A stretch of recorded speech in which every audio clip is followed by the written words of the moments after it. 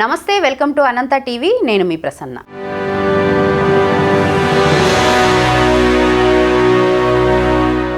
ఒకవైపు AP assembly సమావేశాలు ఎంతో వాడివేడిగా జరుగుతున్నాయి. నాకు ప్రతిపక్ష హోదా కావాలి అంటూ జగన్ అయితే కోర్టు బెట్లు కూడా ఎక్కాడు. కోర్టుకు కూడా అప్లై చేయడం కూడా జరిగింది, పిటిషన్ వేసుకున్నాడు. కానీ ఢిల్లీలో వెళ్ళి ధర్నా చేస్తానంటున్నాడు.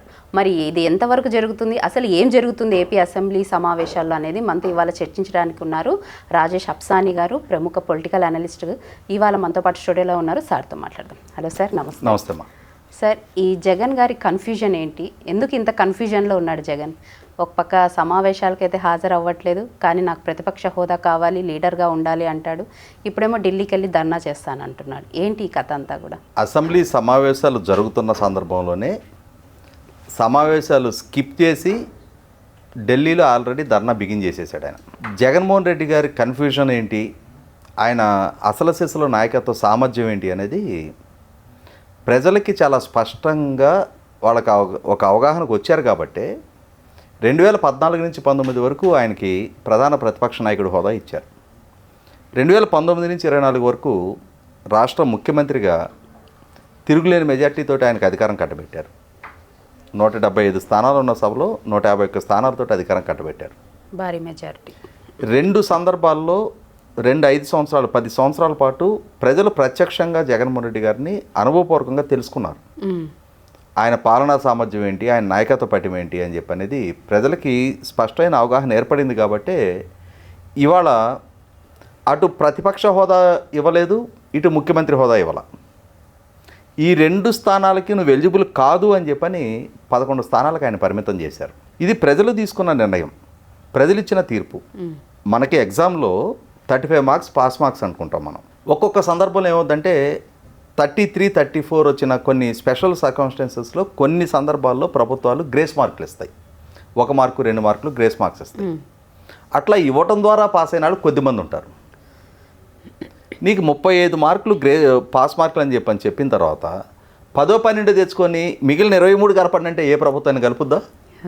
అసలు అది సాధ్యమా? అంటే నువ్వు పూర్ పెర్ఫార్మెన్స్ నీది, నిన్ను నువ్వు రుజువు చేసుకున్నావు. ఎన్నికల్లో వైనాట్ 175 అని చెప్పని ఎన్నికలకి వెళ్ళి వైనాట్ కుప్పం చంద్రబాబు నాయుడు నోడిస్తా, పిఠాపురంలో పవన్ కళ్యాణ్ గారు నోడిస్తా, మంగళగిరిలో నారా లోకేష్ నోడిస్తా అని చెప్పని బేకరాలు పలికిన జగన్మోహన్ రెడ్డి గారు ఇవాళ 11 స్థానాలకి ఆయన్ని ప్రజలు పరిమితం చేశారు. నీ స్థాయి ఇది అని చెప్పని ప్రజలు ఆయనకు ఒక గుణపాఠం నేర్పినట్టయింది. ఇది ఓటమి కూడా కాదు, ఇది ఒక శిక్ష. జనరల్గా ఓటమి ఏంటంటే 175 స్థానాలు ఉన్న సభలో 151 స్థానాలు ఆయనకు దక్కితే ఓడిపోవటం అంటే కనీసం ఒక 40-50 స్థానాలైనా దక్కాలి, మినిమం అన్నా రావాలి సార్. కానీ ఇవాళ 11కి పరిమితం అయ్యావు అని అంటే ప్రజలు నిన్ను శిక్షించారు. దాన్ని రిలీజ్ అవ్వకుండా ఇప్పటికీ 11 మంది ఎమ్మెల్యేలు ఉన్నారు, 4 లోక్సభ సభ్యులు ఉన్నారు, 11 మంది రాజ్యసభ సభ్యులు ఉన్నారు. ఇవాళ పంచాయతీ సర్పంచ్ నుంచి, ఎంపీటీసీ నుంచి, ఎంపీపీ నుంచి, జెడ్పీటీసీ నుంచి, ఎమ్మెల్సీల దాకా అన్ని స్థాయిల్లో వాళ్ళ పార్టీ వాళ్ళే ఉన్నారు. దాదాపుగా వాళ్ళ రాష్ట్ర వ్యాప్తంగా 100కి 90-95% స్థానిక సంస్థల్లో వాళ్ళ పార్టీ ప్రతినిధులే ఉన్నారు. ఒక సమర్థవంతమైన ప్రతిపక్ష పాత్ర పోషించడానికి మీరే చెప్పుకుంటున్నారు కదా, నాకు 40% ఓట్ బ్యాంకు ఇప్పటికీ ఉంది అని చెప్పని. ఎస్, 40% ప్రజలు ఇప్పటికీ మీ పట్ల విశ్వాసం ప్రకటించున్నారు. ఆ ప్రజల తరపున ప్రభుత్వాన్ని ప్రశ్నించడానికి ఈ ఉన్న సంఖ్యాబలం సరిపోదా? మీకున్న ఆ సంఖ్యాబలంతో మీరు అడిషనల్ ప్రివిలేజెస్ ఏమి ఎక్స్పెక్ట్ చేయకుండా, మీరు ప్రభుత్వం దగ్గర దేహి అని యాచించకుండా, నాకు ప్రజలు ఏ స్థాయి కల్పించారో దాంతో ఒక విధ్వంసం నుంచే మళ్ళీ తిరిగి నా పార్టీని పునర్నిర్మాణం చేసుకుంటా అని చెప్పని నాయకుడిగా ఆత్మవిశ్వాసాన్ని ప్రదర్శించాల్సిన స్థితిలో బాబు మా కారు కొంచెం లోపల దాకా రానియండి. ఇవాళ ఆ వైనాట్ 175 అనుకున్న బేకరాలు పలికిన వ్యక్తి ముఖ్యమంత్రి పదవి పోగానే ఎందుకు అడిషనల్ ప్రివిలేజెస్ కోసం పోకలాడుతూ ఉన్నావు? కారు సాధారణ ఎమ్మెల్యేలు అందరూ గేట్ నెంబర్ 4 దగ్గర దిగేసి లోపలికి నడిచి రావాలనేది ఒక అసెంబ్లీలో మీరు ముఖ్యమంత్రిగా ఉన్న రోజు అదే రూల్ ఉంది, ఈ రోజు అదే రూల్ ఉంది. మీరు ఇవాళ సాధారణ ఎమ్మెల్యే, మీకు ప్రధాన ప్రతిపక్ష నాయకుడు హోదా ప్రజలు ఇవ్వని దానికోసం అరులు జాచి పాస్ మార్కులు దక్కించుకోలేక గ్రేస్ మార్కుల కోసం ఎందుకు యాచిస్తూ ఉన్నారు? ఇక్కడ మీ బేలతనాన్ని ప్రదర్శిస్తూ ఉన్నారు. ప్రధాన ప్రతిపక్ష నాయకుడు హోదా ఉంటేనే నేను సభకు అటెండ్ అవుతా, సమస్యల పట్ల స్పందిస్తా అంటే ఈ 40% మిమ్మల్ని నమ్మి ఓటేసిన ప్రజల పరిస్థితి ఏంటి? వాళ్ళ తరపున గొంతు వినిపించేది ఎవరు? ఇవాళ ప్రధాన ప్రతిపక్ష నాయకుడు హోదా లేకపోవచ్చు, కానీ ప్రతిపక్ష నాయకుడిగా మీరే ఉంటారు. అంటే హోదా లేకపోవచ్చు, మీకున్న 11 మందితోటి ఇవాళ 175 మంది సభ్యులున్న సభలో 164 మంది సభ్యులతోటి అధికార పక్షం ఉంది. ఏకైక ప్రతిపక్షం మీరే, ఇంకెవరు లేరు ఇంకా కాబట్టి మీరు ఎన్ని అంశాల గురించి ప్రభుత్వాన్ని ఇరుకుని పెట్టే విధంగా మీరు ప్రస్తావించవచ్చు. నిజంగానే ప్రజల వాణిగా, ప్రజల గొంతుకగా మీరు అసెంబ్లీలో స్పందించాలి అని అంటే సంఖ్యాబలంతో సంబంధం లేదే. ఇక్కడ ఒక అంశం గుర్తు చేయాలి. నేను తర్వాత తీసుకున్నాం, సార్ తాగుతూ మాట్లాడారు. తాగుతూ కష్టం.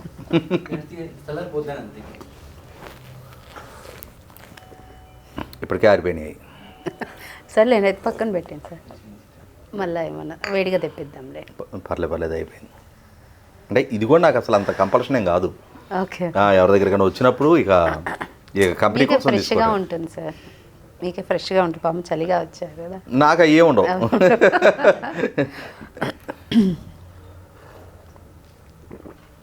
నేను తెల్లవారుజాము 4 లెగుస్తా, నా జాగింగ్లు గీగింగ్లు అన్నీ అయిపోయి, నాకేమి అసలు కంపల్షన్ కాదు. ఇది అయిపోయింది 34 ఏళ్ళు, ఇవి 33 ఏళ్ళు ఇది మానేసి, 34 ఏళ్ళు ఇది మానేసి.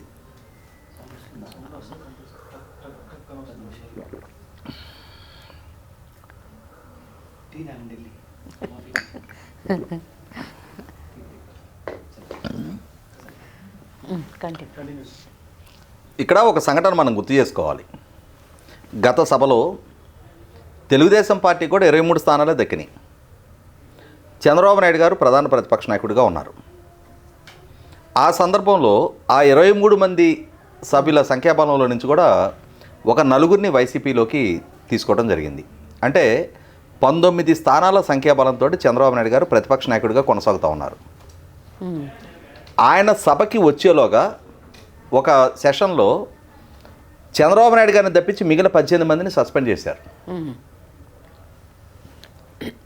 చంద్రబాబు నాయుడు గారు ఏమి ఈ వైపు 156 మంది ఉన్నారు. అంటే జనసేన సభ్యుడు కూడా ఫిరాయించున్నాడు, తెలుగుదేశం నుంచి ఒక 4 ఫిరాయించున్నారు, వైసీపీ నుంచి 151 మంది ఉన్నారు. 156 మంది సంఖ్యాబలం అధికార పక్షం వైపు కనిపిస్తుంటే ఒక్క చంద్రబాబు నాయుడు గారు మొత్తం ప్రతిపక్షాన్ని రిప్రజెంట్ చేస్తా 2.5 hours ప్రభుత్వాన్ని ఉక్కిరిబిక్కిరి చేశారు. పోరాట పటిమ ప్రదర్శించే తీరది. సైన్యానికి నాయకత్వం వహించాలి అనుకునేవాడు తాను ముందుండి యుద్ధరంగంలో నిలబడి పోరాటం చేయాలి తప్ప, తాను వెన్ను చూపి నాకు అడిషనల్ ప్రివిలేజెస్ ఇస్తే నేను యుద్ధం చేస్తా, లేకపోతే నేను చెయ్యను అని అంటే మొట్టమొదటి డీమోరలైజ్ అయ్యేది నీ సొంత సైన్యం. ధైర్యాన్ని కోల్పోతారు కదా, ఖచ్చితంగా కోల్పోతారు. ఇవాళ నాయకుడు వెన్ను చూపుతా ఉన్నప్పుడు శ్రేణులు మరింత డిమోరలైజ్ అవుతారు. జగన్మోహన్ రెడ్డి గారు సమర్థ ప్రతిపక్ష నాయకుడిగానే వ్యవహరించలేదు, సమర్థ ముఖ్యమంత్రిగానే వ్యవహరించలేదు, ఇవాళ సమర్థ పార్టీ నాయకుడిగా కూడా వ్యవహరించట్లేదు అనేది స్పష్టమవుతూ ఉంది. కాబట్టి ఆయన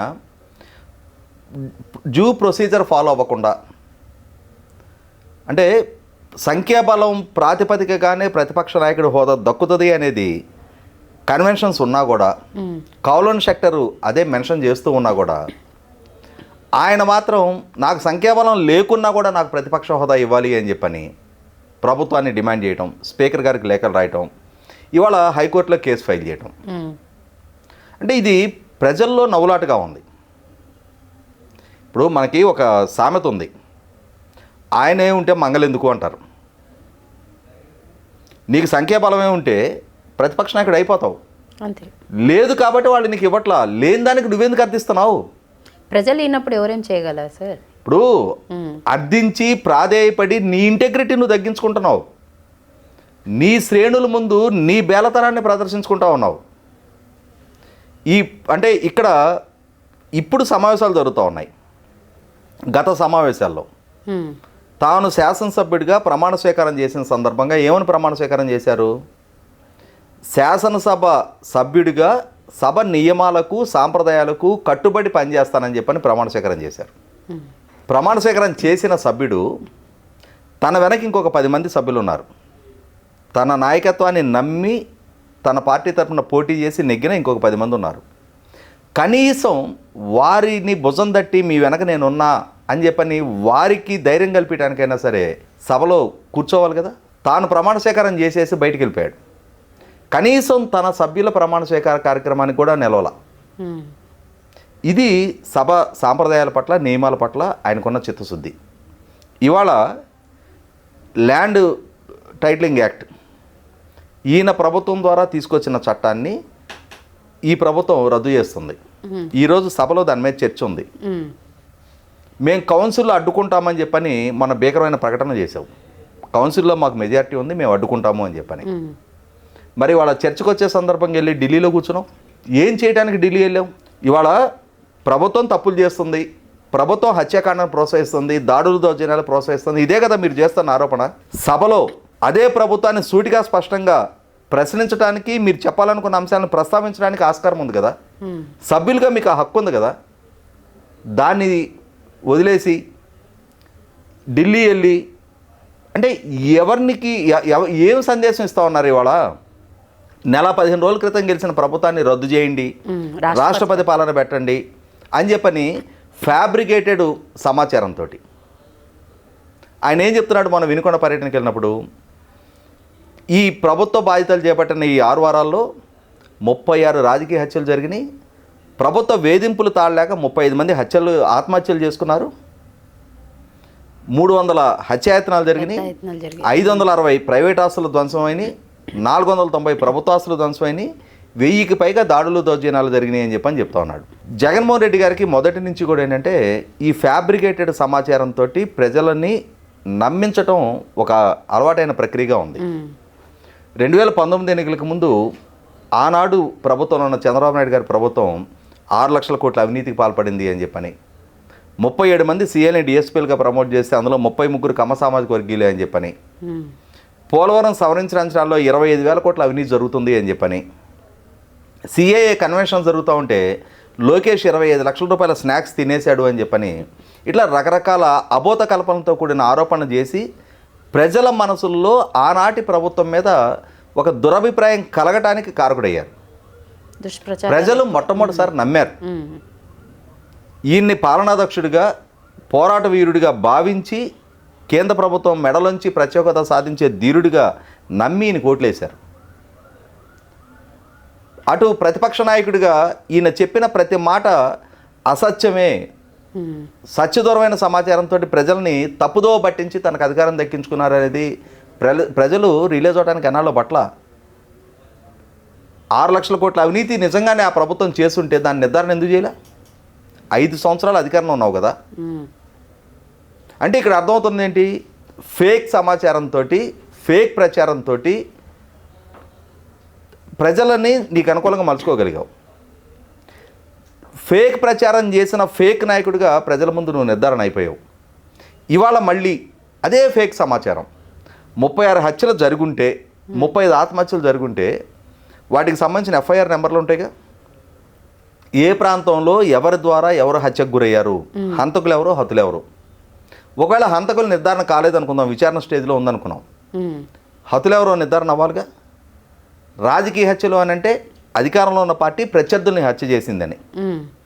36 మంది వైసీపీ కార్యకర్తలే కానీ హత్య జరుగున్నట్టయితే రాష్ట్ర వ్యాప్తంగా మొట్టమొదటి సమాచారం బయటపెట్టండి. తెలుగుదేశం ప్రభుత్వం, ఎన్డీఏ కూటమి ప్రభుత్వం బాధ్యతలు చేపట్టిన తర్వాత 7 రాజకీయ హత్యలు జరిగినాయి. అందులో 6 తెలుగుదేశం కార్యకర్తలు. ఈ వినుకొండలో చనిపోయిన రషీద్ని వైసీపీ కార్యకర్తగా క్లెయిమ్ చేస్తున్నారు జగన్మోహన్ రెడ్డి గారు. ఇక్కడే ఒక కాంట్రాడిక్టరీ స్టేట్మెంట్ ఏంటంటే జగన్మోహన్ రెడ్డి గారి వైపు నుంచి ఆయన చెప్పింది మొన్న ప్రెస్ మీట్లోనే, రషీద్ ఒక సామాన్య కుటుంబానికి సంబంధించిన ప్రభుత్వ మద్యం దుకాణంలో పనిచేసే ఒక సామాన్యుడు అని చెప్తున్నాడు. ప్రభుత్వ మద్యం దుకాణంలో పనిచేస్తున్నావు అని అంటే కాంట్రాక్ట్ అవుట్సోర్సింగ్ ప్రాతిపదిక మీద నువ్వు ప్రభుత్వోద్యోగిగా, నువ్వు ప్రభుత్వోద్యోగిగా ఉండి వైసీపీ కార్యకర్తగా ఎలా ఉంటావు? అక్కడ ఆయన ప్రభుత్వోద్యోగి అనేది నిర్ధారణ అయింది. అంటే ఒక వైసీపీ కార్యకర్తను తీసుకెళ్లి ప్రభుత్వోద్యోగిగా కొనసాగించారుగా మీరు ఇప్పటిదాకా. అక్కడ రూల్స్ అతిక్రమించారుగా. ఉమ్, ఆ ఎక్సైజ్ మినిస్టర్ దగ్గర నుంచి ఎక్సైజ్ అధికారుల దాకా అందరికందరూ తప్పులు చేసినట్టేగా. ఈ ఒక్క రషీదే కాదు, రాష్ట్ర వ్యాప్తంగా ఎన్ని వేల మందిని ఈ విధంగా నియామకాలు చేపట్టారు మీరు. అంటే ఇక్కడ అర్థమవుతున్నది తప్పుడు సమాచారం. ఒక ప్రభుత్వ ఉద్యోగిని మీ కార్యకర్తగా చాలామంది చేసుకుంటా ఉన్నారు. ఇద్దరు వ్యక్తుల మధ్య ఉన్న ఘర్షణని రాజకీయ హత్యగా చిత్రీకరించే ప్రయత్నం చేస్తున్నారు.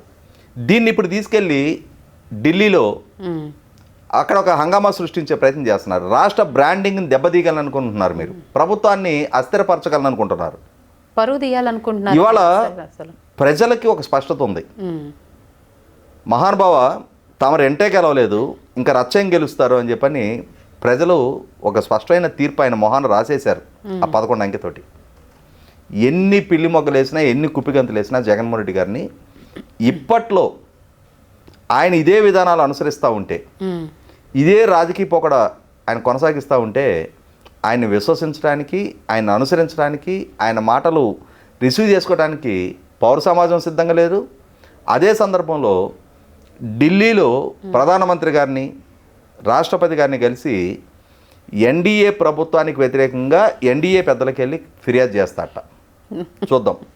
వీళ్ళ గురించి వాళ్ళకి ఫిర్యాదు చేస్తారండి. కానీ సార్ ఇక్కడే సార్ ఇంకొక ట్విస్ట్ మనకి కనిపిస్తుంది. ఇప్పుడు జగన్ గారు అయితే ఢిల్లీలో ధర్నా చేస్తున్నారు. ఇది చాలా లెంత్ అయిపోయింది, చూసుకోను మరి. ఓకే సార్, నేను కట్ చేస్తాను. అందుకే కంక్లూడ్ చేస్తాను. అది మీరు మాట్లాడుతుంటే ఇంకా నేను డిస్టర్బ్ చేయలేదు.